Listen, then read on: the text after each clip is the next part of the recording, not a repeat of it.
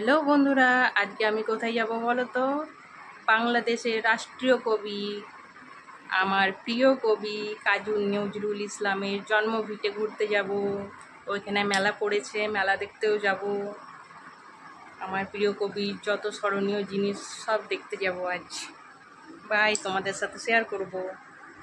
কখনো প্রেমিক, কখনো বিদ্রোহ কবি। তো বন্ধুরা, ফাইনালি আমি পৌঁছে গেছি পশ্চিম বর্ধমানের আসানসোলের চুরুলিয়া গ্রামে। তো 1899 সালে 24শে মে কাজী নজরুল ইসলামের, আমাদের প্রিয় কবি, বাংলাদেশের জাতীয় কবি, তার জন্মদিন। তো বন্ধুরা, 1956 সালে এখানে সেই মাটির ভিটে ভেঙে 1957 সালে এই দ্বিতল বাড়িটা করা হয়, যেটা নজরুল একাডেমি নামে পরিচিত। এখানেই রয়েছে কবির হাতের লেখা পাণ্ডুলিপি, তার নিজস্ব ফটো, তানপুরাণ সবই রয়েছে এখানে। পাশেই রয়েছে তার একাডেমি, সেখানে তার পুরনো অনেক স্মৃতিসৌধ আছে, যেগুলো আমরা সব দেখে এলাম।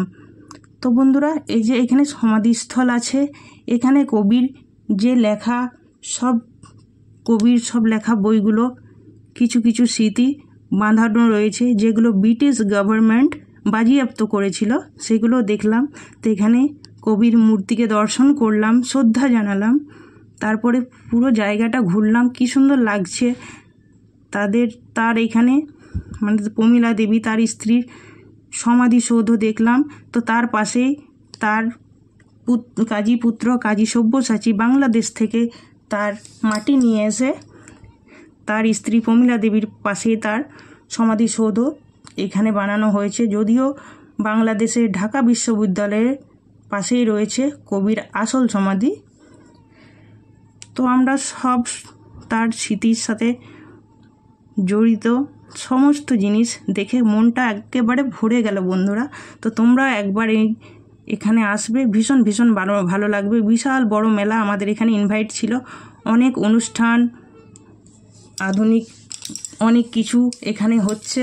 তো আমরা একটু মেলা ঘুরে বাড়ি চলে, অনেকটাই রাত হয়ে গেছিলো সব কিছু দেখতে দেখতে। তো যা ফাংশন অনুষ্ঠান আর ওগুলো দেখা হলো না।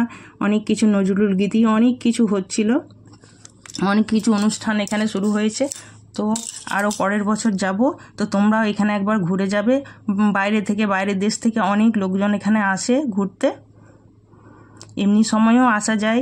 আর তো যেহেতু আমরা মেলাতেই গেছিলাম, তো মেলাতে একটু ঘুরে নিলাম। আর কবির সব স্মৃতিসৌধ দেখে এতটা ভালো লাগলো যে তোমাদের বলে বোঝাতে পারবো না। তো দেখছো মেলাটাও বিশাল বড়।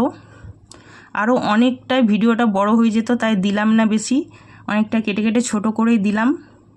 আর কিছুগুলো ভিডিও আমার হাজব্যান্ডের মোবাইলে আছে, পরে তোমাদের সাথে শেয়ার। কেমন লাগলো